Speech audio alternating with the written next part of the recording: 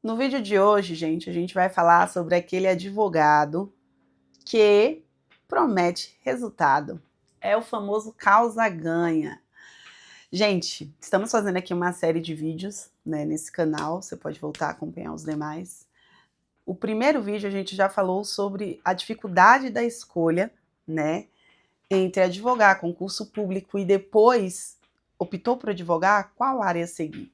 E aí eu falava com vocês o meu clássico exemplo que eu atuo na área criminal e trânsito. Mas é bem verdade que independente da área que você optar, o que você não pode, em hipótese alguma, é prometer resultado. E aí vamos falar um pouco disso, gente, porque o que eu sinto em um mercado não saturado de bons profissionais, saturado de profissionais medíocres, é vender um milagre. É aquele advogado que vende os cursos para os alunos de direito e que para o cliente ele vende um milagre, uma realidade que não existe. Primeiro que tudo, se você diz para o seu cliente que a causa é ganha, tá? Você já está cometendo infração do Código de Ética do advogado, previsto lá no artigo 8, salvo engano. Né? Tirando disso, vamos falar um mínimo, gente, que é o mínimo, que é o quê? Caráter, ética profissional. Como é que tu vai me prometer um resultado que não está nas tuas mãos? Não está no teu poder aquele resultado. Ah, eu não prometi resultado, eu dei proporção. Ah, aqui a gente está falando de uma proporção de 70%, de 80%. E você tirou essa proporção da onde? Das vozes da tua cabeça? Pois bem, então vamos desenhar um pouco sobre esse assunto. Então, você foi à faculdade de Direito, você já verificou que o curso de Direito era uma faculdade excepcional para você, mesmo que você não vá te atuar, vai te trazer, vai te agregar um conhecimento muito legal, muito bacana. Você foi à faculdade, você já decidiu que o que você quer é advogar. O que você deve fazer quando você sair com a sua OAB? Qual área escolher? Eu costumo dizer, gente, que a área em si que você vai atuar vai te escolher, literalmente. Foi assim comigo, foi assim com outros colegas, porque você não vai atuar numa área que você não tem um pingo de. Não vou dizer maturidade profissional, porque você não tem nenhuma maturidade profissional, que você não tem, digamos assim, um carinho, um apego, né? Para os estudantes de direito, você fala, tem aquela coisa, ah, eu namoro com penal e casei com civil. Ah, eu namorei com aquela coisa toda, aquelas piadas sem graça nenhuma dos estudantes de direito, que um dia passei também. É como Tício, Mével e Mável, salvo engano. Enfim, tirando essas questões, gente, você vai ter uma área do teu coração. Você vai ter um nicho que você vai gostar mais. E eu te aconselho a iniciar nessa área, na área que você mais gosta, na área que você tem mais afinidade, né? Você não tem afinidade a vida toda com penal, vai querer sair, advogar no tributário sem experiência nenhuma, sem ter estagiado, sem nada, porque a coisa não vai bater. 1 mais 1 não será 2. Então, primeiro ponto, fique na área que você tem mais afinidade, porque o que você gosta de fazer, você faz melhor. Você trabalha melhor, você trabalha mais feliz, você terá uma afinidade, vai te dar um start para estudar mais, procurar jurisprudência. Pois bem, aí você decidiu ficar nessa área. Aí você vai ver que quando você começar a dialogar com o seu cliente, tem cliente que fala assim: não, mas o fulaninho ali me prometeu o resultado. Disse que é causa ganha. Para estes clientes, que eu já me deparei bastante, você vai agir conforme o seu sentimento primário. Mas Érica, quando um cliente me fala isso, eu digo assim: olha, se você não quiser ficar comigo, tudo bem, mas não contrate um cliente que te promete, não contrate um advogado que te promete resultado. Porque como é que o advogado te prometeu um resultado que não está nas mãos dele, que não cabe a ele? O deferimento ou não daquela demanda. Então, assim, você não quer me contratar?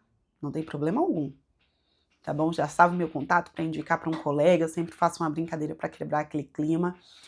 Mas, em hipótese nenhuma, contrate um advogado medíocre que promete resultado. Porque não existe promessa de resultado, de um resultado que não está nas tuas mãos, tá bom? Então, meu amigo, não interessa quantos anos tu tem de advocacia. Se você promete resultado, você é um profissional medíocre que é uma questão de tempo para alguém te denunciar e você ir a julgamento no Tribunal de Ética, tá? Primeiro ponto. Segundo, por que não devo prometer resultado também no meu marketing jurídico, nas minhas redes sociais? Porque existe também um provimento, né, que caminha juntinho com o Código de Ética, falando que você sequer pode comentar casos concretos que tenha dado certo em grande mídia. Por exemplo, eu tô com um caso de mídia, eu vou dar uma reportagem. Aí o cara fala, mas você acha que você vai ganhar essa causa? O repórter, aqueles repórteres sensacionalistas maravilhosos, né? E eu falo, não, eu vou ganhar sim, porque o caso tal era meu também, né? Eu defendia também, e eu ganhei. Pronto. Ali já ficou constatado a tua falta de ética, a forma que você quer induzir as outras pessoas a te contratar, a concorrência desleal, também entra na causa ganha, né? Naquele bom e velha promessa da causa ganha e todas as outras questões. Então você será um advogado de sucesso, você será um advogado bem-sucedido, entendeu? Então, para você que é advogado, não, de forma, hipótese alguma, não prometa resultado. Se você é um cliente que está vendo este vídeo, não contrate um advogado que promete resultado, porque é o primeiro passo para a mentira pro fundo do poço, tá bom? E isso, gente, às vezes a gente pensa que depende da área. Se promete resultado na casa trabalhista, se promete resultado em causas civis. E não, gente, pasmem vocês. Existe isso sim na área criminal. Então, para você que está pensando em advogar na área criminal, vamos falar um pouco daquelas pessoas que prometem resultado na área criminal. Gente, além de ser um perigo, né, meus amigos? Porque você está lidando ali, via de regra, né, com um público mais diferente, digamos assim. Aí tu promete que esse cara tá solto, que esse cara vai sair. Esse cara não sai. Você faz o quê? Você fala, não, fecha comigo, porque eu vou tirar ele, eu vou garantir a liberdade dele. Aí você tenta a revogação da prisão preventiva, você tenta HC, você tenta tudo. E esse cara não sai. Você faz o quê? Pensa, que situação você se encontra.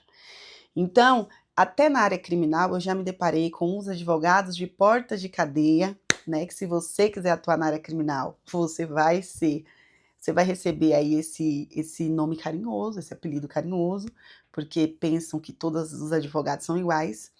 E aí, meu amigo, você vai se deparar com essa questão. É contratado por audiência de custódia? A primeira pergunta, pode ter certeza que eles te fazem é essa. Mas, doutora, você tira ele? Você garante que ele vai sair? E aí, é nessa hora que muitos advogados criminalistas derrapam e falam, não, vai sair sim, tá tudo certo para sair. Meu amigo, se esse cabra não foi preso no cumprimento de um mandado de prisão, sendo que o regime da pena dele é aberto, tirando essa grande exceção aqui, que ele vai à audiência de custódia só para ser advertido do início do cumprimento da pena dele, que será em regime aberto, tu não garante nada, meu amigo. Porque a garantia é só da morte mesmo. E detalhe, eu ainda falo isso com meus clientes, minha garantia é que só que vamos morrer um dia. Tá? O que cabe a você, a doutora ninguém vai contratar. Claro que contrata. Claro que contrata. E digo mais, muitos te contratam pela tua sinceridade, pela realidade dos fatos. O que você deve prometer é o seguinte, eu darei o meu melhor. A minha tese de defesa é SSS. Então, vai fazer audiência de custódia, verifique o auto de prisão em flagrante, verifique o crime imposto, fale com seu cliente, dê apoio, dê auxílio, né, psicológico, material, em uma questão de uma alimentação básica ali, que muitas vezes a gente sabe que o cara quando é preso, ele sequer se alimenta ali na carceragem, é primórdio, não existe alimentação. Então dê o teu melhor em todos os sentidos, mas nunca, em hipótese alguma, garanta resultado ou diga que a causa ganha. Não existe isso, gente.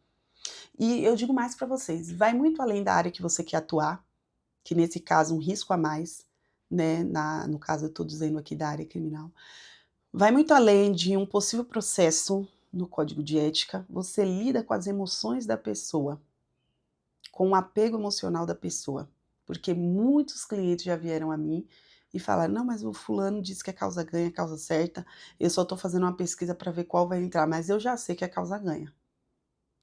Então, que esse vídeo sirva para você pensar, meditar sobre o profissional maravilhoso, excepcional que você quer ser, né? Não garantindo causa-ganha, sendo um profissional honesto, porque a honestidade, gente, quando esse cliente contrata pela honestidade porque ele quer ficar com você, porque ele sabe da competência do seu serviço, esse cliente volta, ele indica outros clientes. E se der tudo errado e perder tudo, porque às vezes acontece, a gente está aqui em um serviço de meio e não de fim.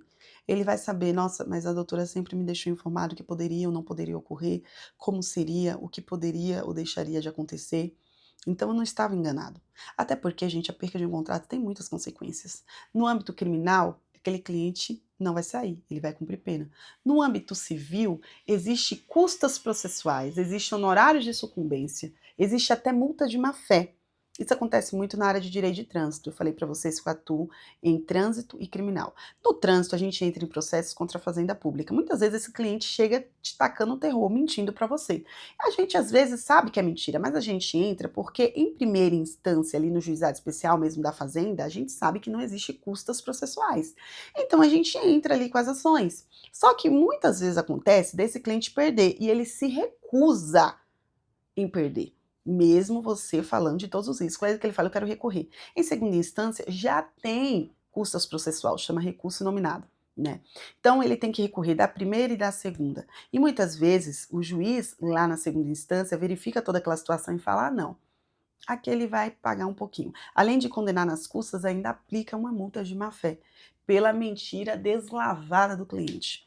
Então, cabe você falar com o cliente sobre todos os fatos, inclusive sobre a questão de mentir para você como advogado dele, porque lá na frente isso pode gerar uma consequência.